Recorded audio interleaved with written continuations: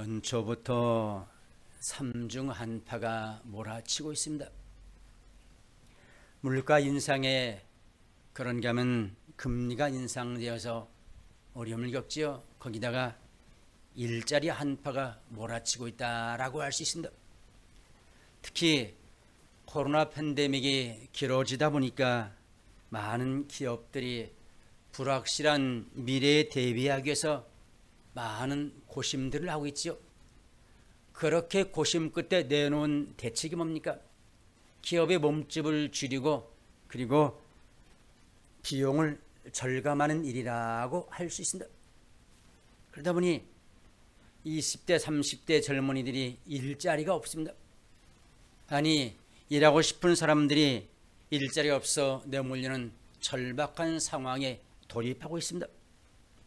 여러분, 이것이 남의 이야기라면 우리는 별 염려가 없겠지요. 그러나 만일에 우리의 일이고 내 일이고 내 가정의 일이라고 생각한다면 어떨까요? 내일이 염려스럽고 내일이 불안할 수밖에 없겠지요. 그러니 염려라는 것, 헬라어로 염려는 메림나테라는 단어이죠.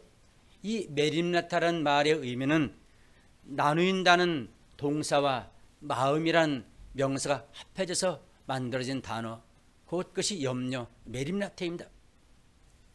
염려는 우리의 하나된 마음이 둘로 쪼개진 상태, 그것이 염려이죠. 그래서 지나간 일들에 대해서 돌아보며 후회하다 보니 마음이 나뉘어지고, 미래가 불안해서 앞길이 걱정스러워서 우리의 마음이 나누어지는 것, 그것이 곧 염려라는 사실입니다. 결국 염려는 내게 오늘 주어진 삶에 집중하지 못하게 만들지요. 그런가 하면 또 이 염려는 지나온 과거 때문에 늘 불안해하고 미래를 돌아다보니 역시 불안해서 우리의 마음이 나뉘게 하는 것이 곧 염려라는 사실이죠. 이 염려를 원하시는 분이 계십니까? 한 분도 계시지 않습니다. 또 이 염려를 지속해서 염려하실 분들, 원하시는 분도 역시 계시지 않을 것입니다. 그런데 우리의 삶의 현실은 자주 아니면 많은 시간 동안 염려라는 깊은 늪 속에 빠져서 방황하기도 하고 헤매기도 하고 주저앉는 인생들이 참 많다는 사실이죠. 여러분, 이것은 무엇을 반증할까요? 우리의 삶의 현실이 그리고 미래가 내게 주는 압박이 참 크다라는 것을 반증해주는 실질적인 일들이라고 말할 수 있습니다. 그래서 오늘은 말씀을 통해서 염려를 극복하는 지혜, 염려를 다룰 수 있는 지혜를 얻는, 그래서 이 염려와 불안한 시대에 우리는 염려와 불안을 잘 극복하면서 이 땅을 살아갈 수 있는 귀한 결단의 은혜의 시간이 꼭 되시기를 소원합니다. 예수님의 제자들을 보실까요? 그럼 예수님의 제자들은 염려가 없었습니까? 제자들은 자신의 모든 일들을 다 예수님께 걸었다라고 할 수 있습니다.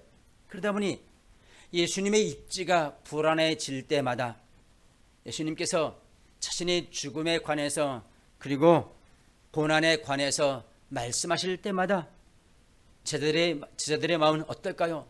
염려와 걱정과 불안이 커질 수밖에 없었습니다. 그걸 아신 예수님이 제자들에게 하시는 당부가 뭡니까? 염려하지 말아라, 염려하지 말라라고 당부하십니다. 오늘 그 말씀이 오늘 본문의 말씀이죠.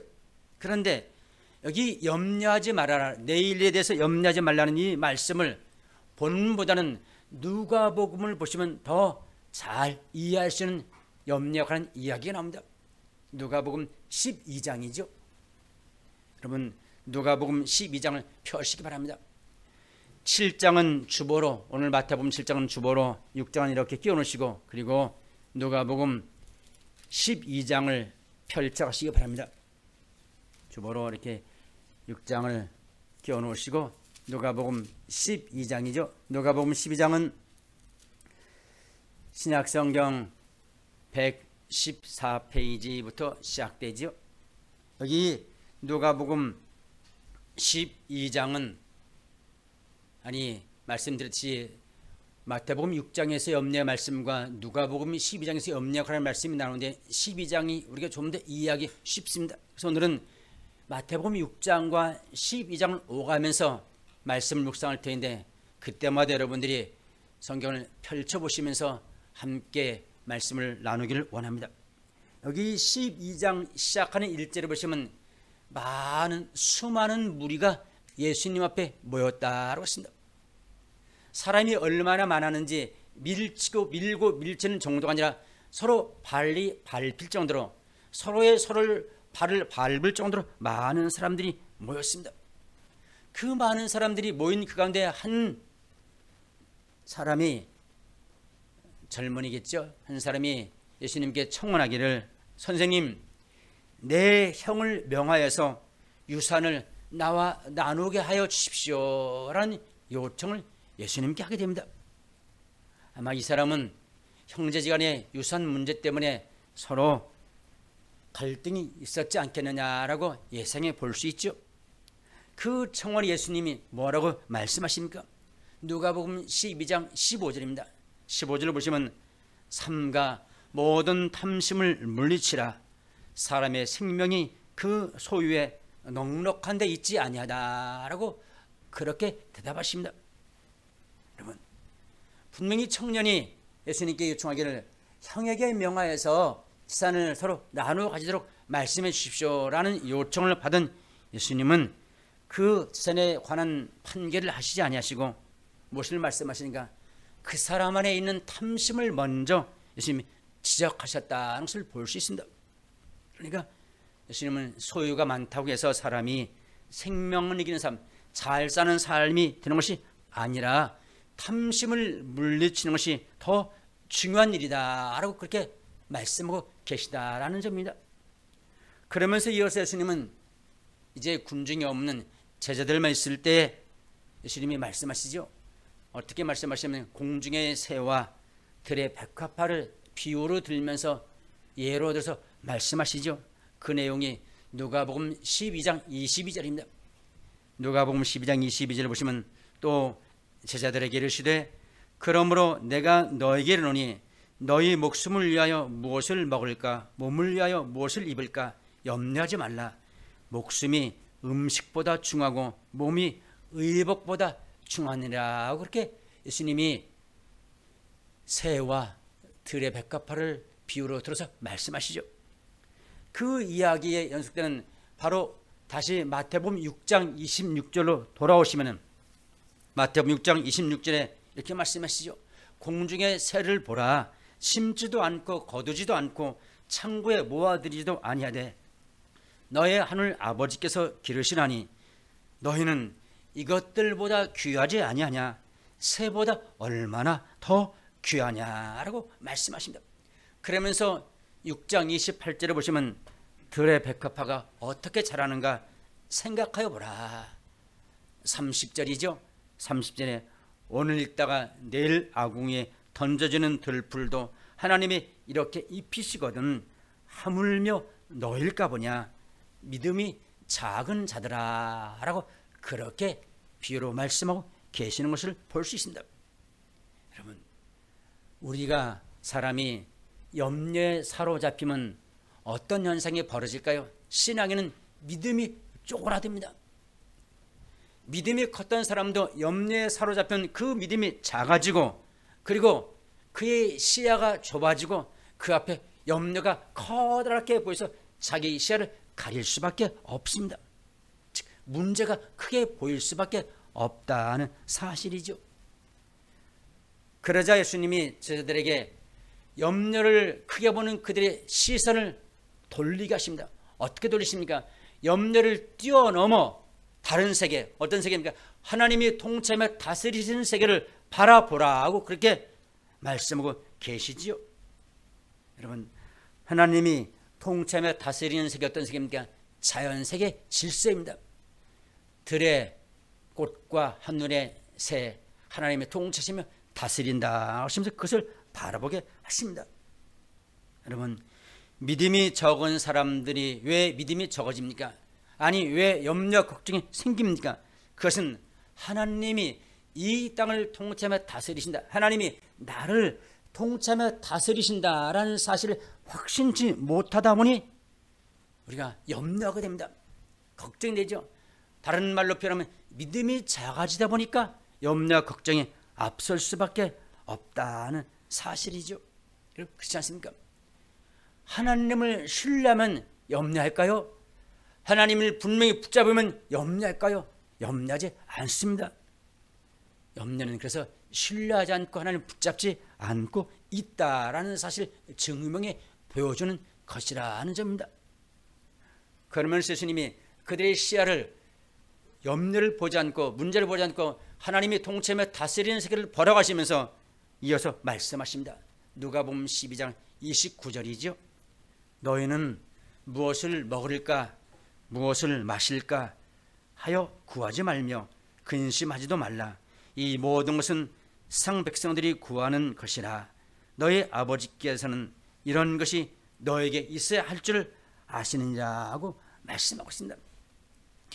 여러분, 제자들이 이 땅을 사는 삶은 어떤 삶입니까? 내가 무엇을 먹고 어떻게 살까? 내가 어떤 것을 누리며 살까라고 걱정하고 염려하는 사람이 제자들의 삶입니까? 제자들의 삶이 아니죠. 그것은 제자들의 삶이 아니다. 제자들의 삶은 하나님의 나라와 의를 구하면서 거기에 집중하는 삶을 살아가야 되는 것이다 라고 말씀하고 계시죠. 그래서 예수님이 이렇게 말씀하신다. 누가복음 10장 31절에 보시면 다만 너희는 그의 나라를 구하라. 그리하면 이런 것들을 너에게 더하시리라. 적은 무리여 무서워 말라. 너의 아버지께서 그 나라를 너에게 주시기를 기뻐하시느니라 하고 말씀했습니다. 여기 적은 무리 누굴까요? 12 제자들을 가리키지요. 제자들은 앞에서 조금 전에 말씀드렸듯이 이 땅을 사는 방식이 어떤 삶의 방식입니까? 세상 사람들이 사는 방식과는 다른 방식으로 사는 자들이라고 말할 수 있습니다. 세상 사람들이 사는 그 방식과는 다르게 딴 길을 가는 사람들이 제자들, 바로 그 제자들을 예수님은 적은 무리라고 칭하십니다. 한번 가만히 생각해 보십시다. 세상에 많은 사람들이 지금 이 길을 갑니다. 다 이 길을 가죠. 그런데 12명의 제자들은 지금 이 길이 아니라 반대길을 갑니다. 반대길을 가면서 그들의 마음이 어떨까요? 염려스러울까요? 염려스럽지 않을까요? 불안하고 걱정할 것입니다. 왜요? 모든 사람들이 다 저쪽 길로 가는데 하나님이 그 길을 가지 말아라, 다른 길로 가라고 말씀하셔서 다른 길을 가기는 가는데 그 마음이 어떨까요? 불안할 수밖에 없습니다. 걱정할 수밖에 없습니다. 그렇지 않겠습니까? 그래서 예수님은 걱정하고 염려하는 그들을 향해서 적은 무리여, 다르게 표현하면 제자들아 무서워하지 말아라. 그 무리를 가리키면서 무서워하지 말라라고 당부하십니다. 여러분, 예수님은 이들이 이 땅을 살면서 먹고 사는 문제를 갖고 목표를 갖고 사는 사람이 아니라는 것을 아시죠? 그들은 삶의 목적이 소유하는 것이 있지 않았고 그들의 삶의 목표와 목적은 하나님의 나라를 구하는 삶을 사는 것, 하나님의 의를 이루기 위해서 이 땅을 사는 자의 삶이라는 것을 가르쳐 주시고 그들을 알게 하시기 위해서 지금 말씀하고 계신다는 점이죠. 그러면서 너희는 그의 나라와 그의 의를 구하면서 살아가라.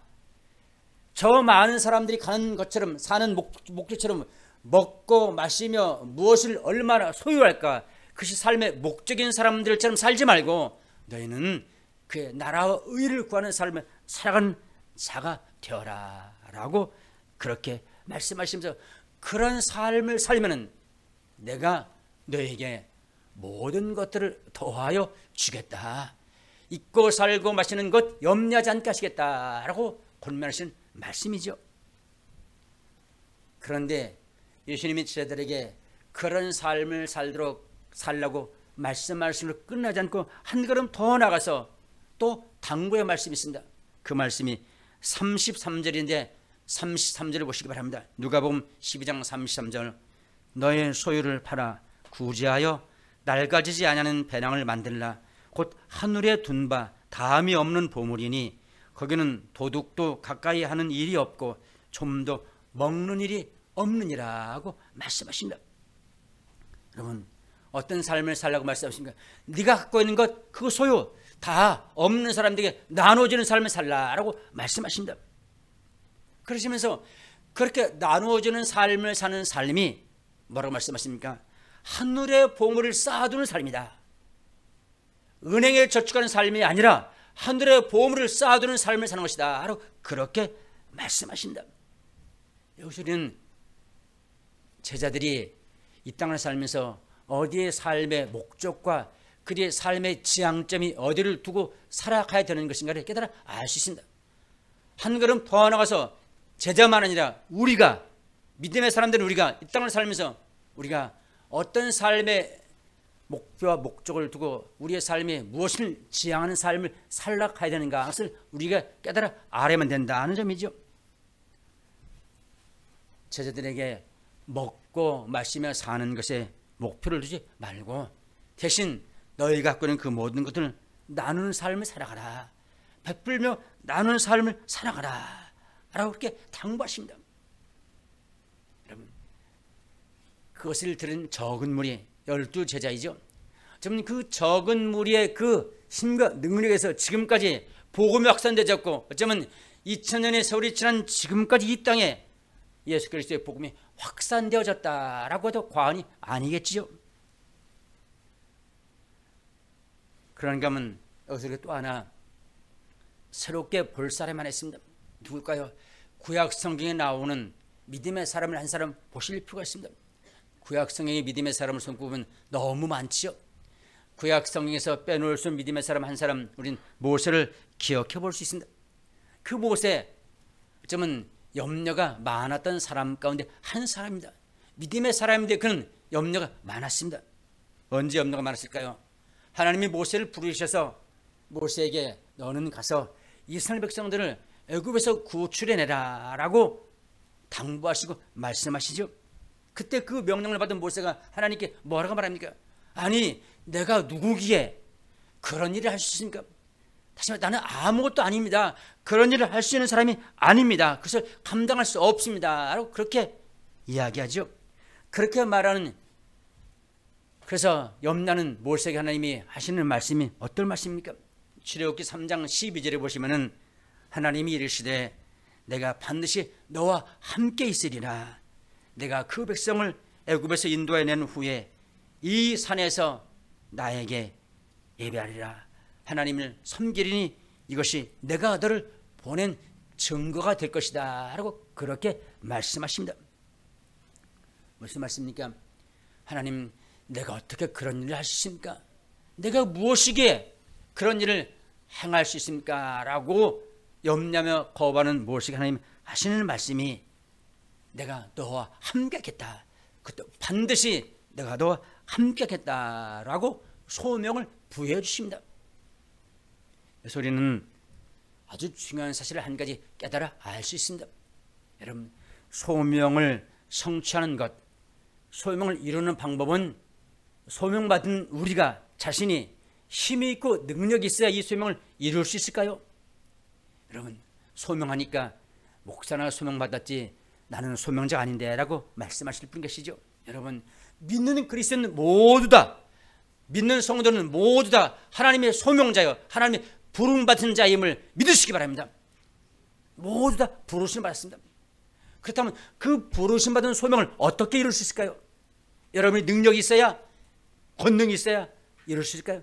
물론 능력과 권능이 있으면 잘 이룰 수 있겠죠. 그러나 오늘이 모시게 주시는 말씀을 비춰볼 때 소명을 이루는 방법은 내가 능력이 있고 권세가 있어야 되는 것이 아니라 하나님이 말씀하셨듯이 내가 너와 함께 하겠다. 즉 하나님이 나와 함께 동행하시면, 하나님이 나와 함께 하시면 우리는 그 소명을 잘 이룰 수 있다는 사실입니다. 믿습니까?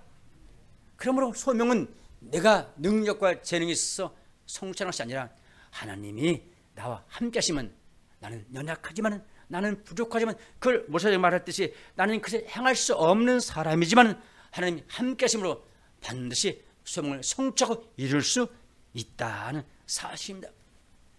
그 일을 감당했던 사람이 바로 모세 아닙니까? 그렇지 않습니까?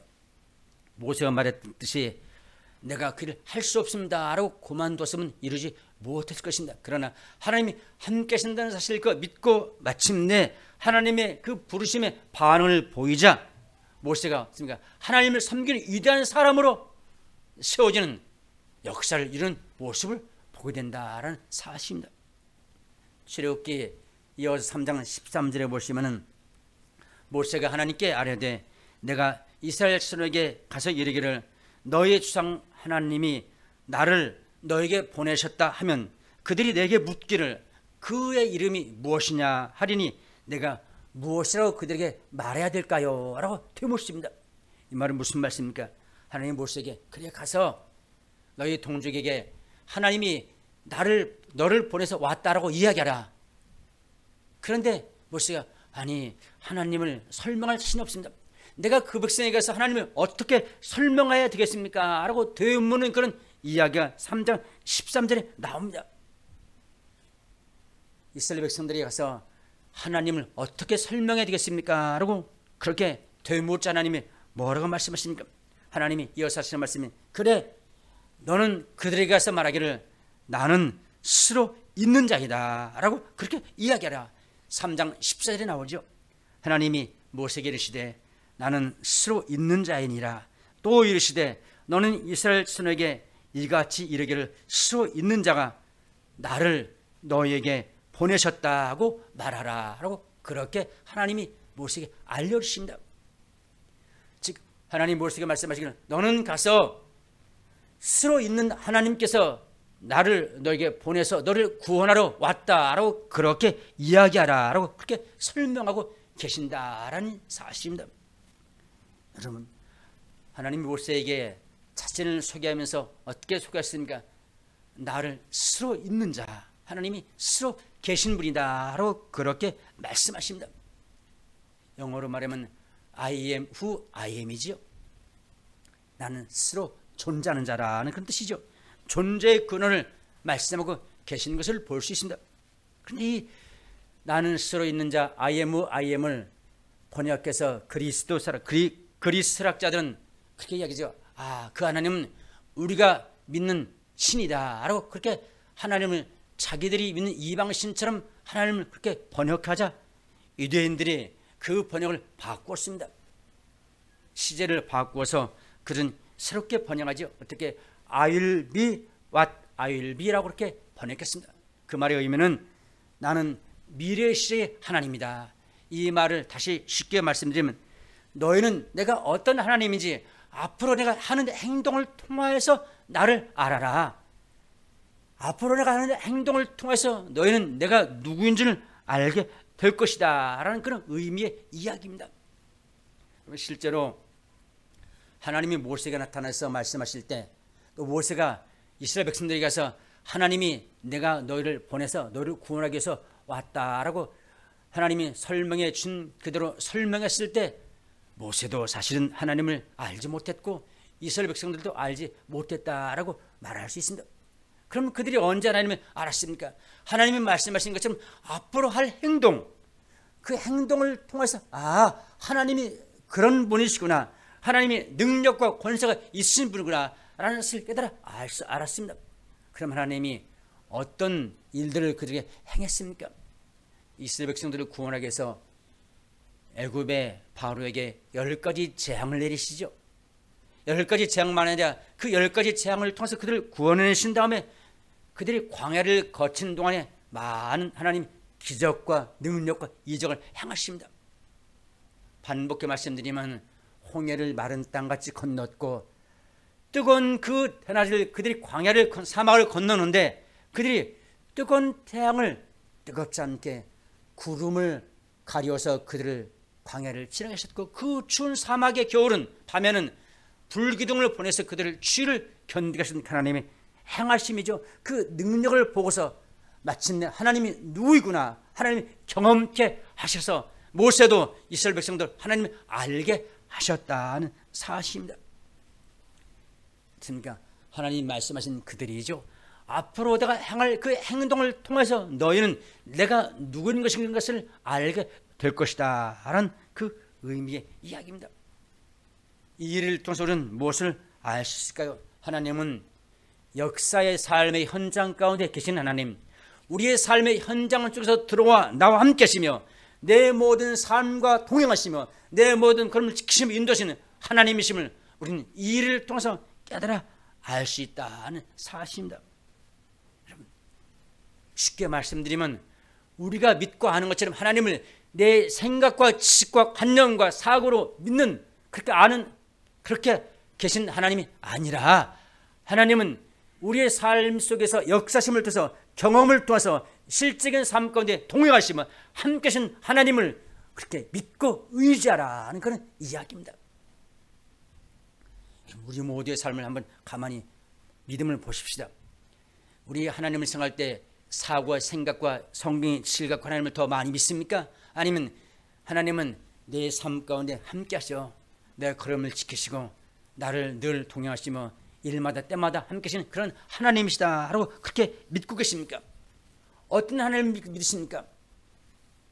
대부분 많은 그리스도인들이 지식과 관념과 생각과 사고를 갖고 하나님을 믿고 따릅니다.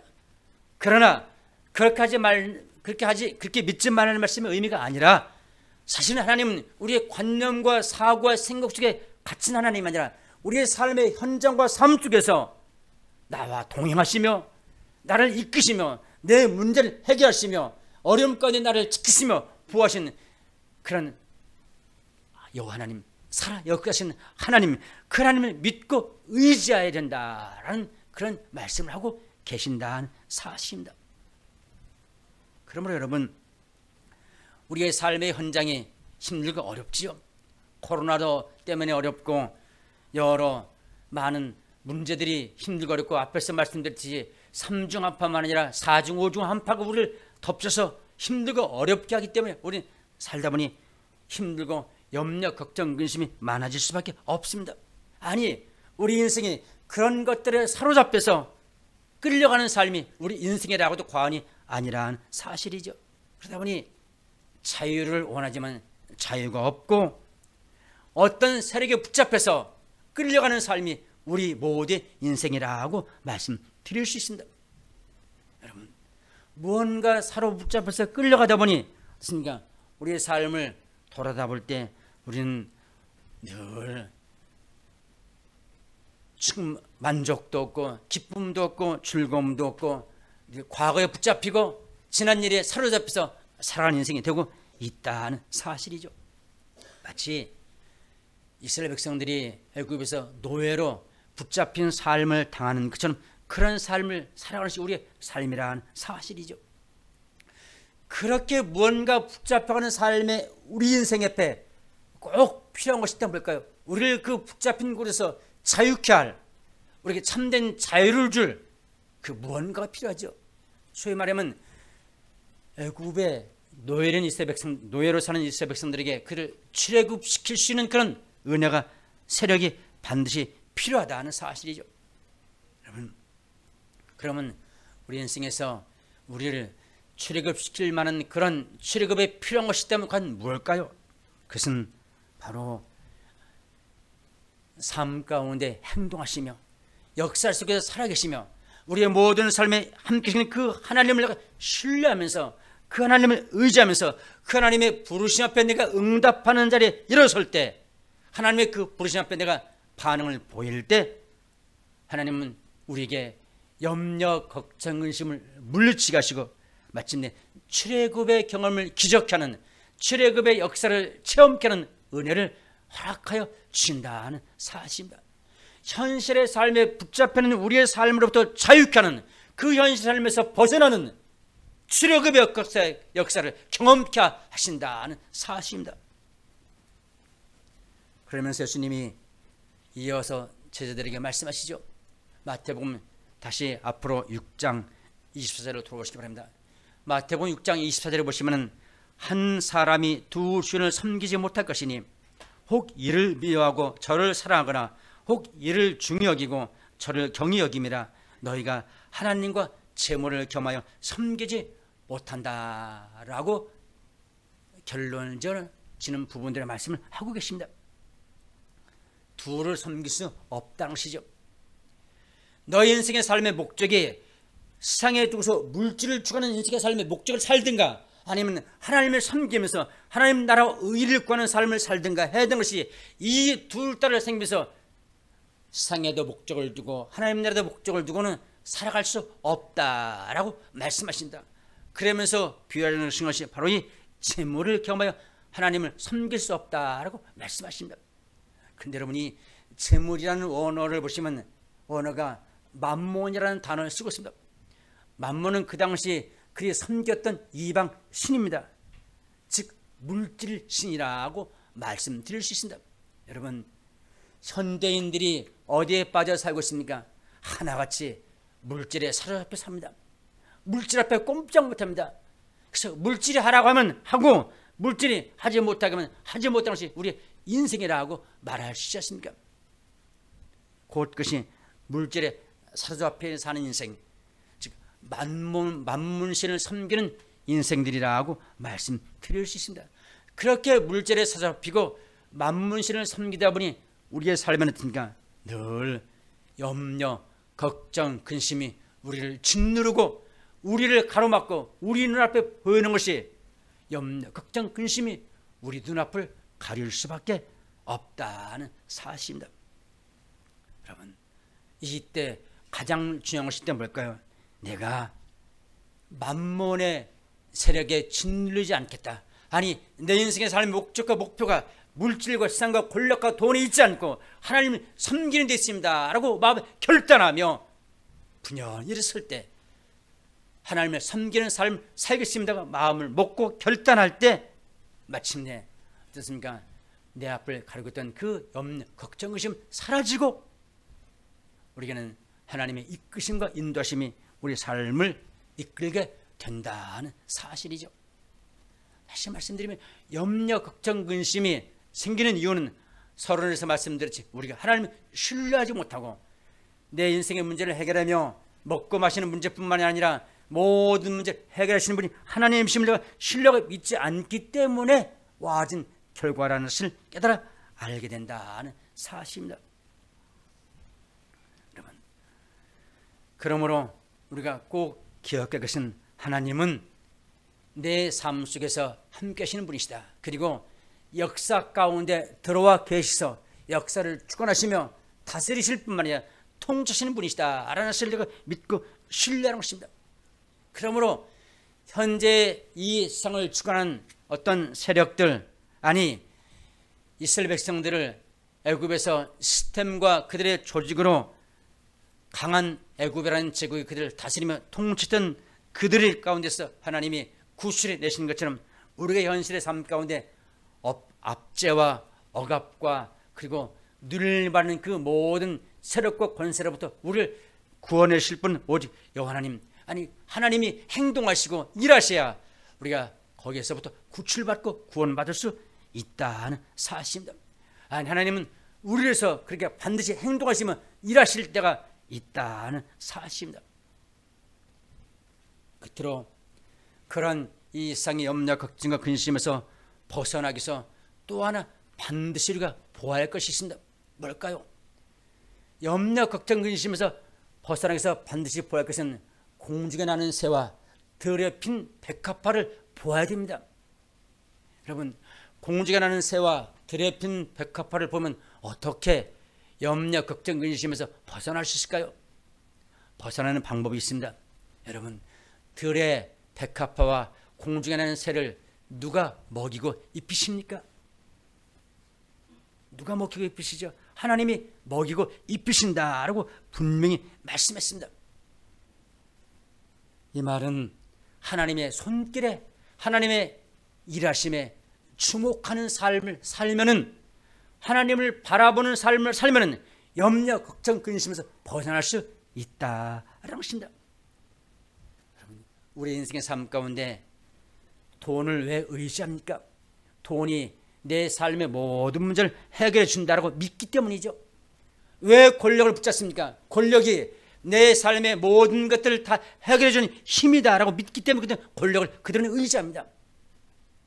그러나 우리는 돈도 아니고 권력도 아니고 내 인생의 모든 삶의 문제를 해결해 주시는 분은 바로 자연, 하늘에 나는 새와 그리고 들에 핀 백합화를 통치하시며 다스리며 주관하시는 그 하나님, 그분께서 내 모든 것들을 통치하며 다스리며 해결하신 분이다라는 것을 내가 믿고 의지할 때 우리는 염려, 걱정, 근심에서 벗어날 수 있다는 사실입니다.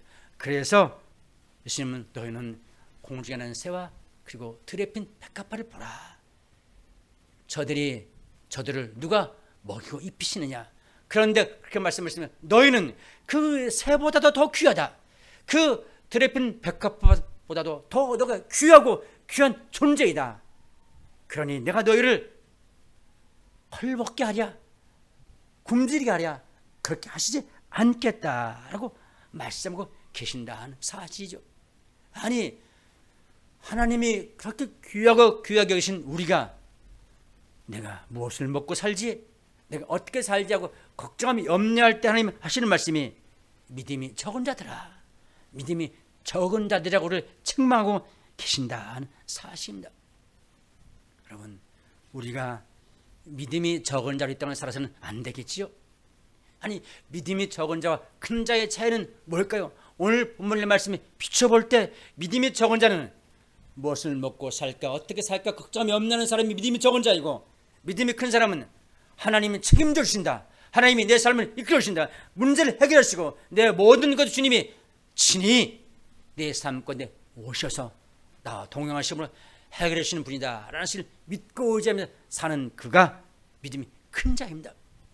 오늘 학교는 사랑하는 여러분, 우리 모든 식구들은 이 믿음으로, 큰 믿음에 대해서 이 땅을 살 뿐만 아니라 그 큰 믿음을 통해서 늘 24시간 1년 365일 우리의 평생의 삶 가운데 주님이 내 삶 가운데 동행하시고 내 걸음과 함께 하심으로 문제를 해결하시고 내 모든 것들을 이끄시며 아름답게 인도하셔서 우리의 삶이 평안과 그리고 기쁨으로 이 땅을 사는 우리 모든 식구들이 되시기를 주의 이름으로 축원합니다.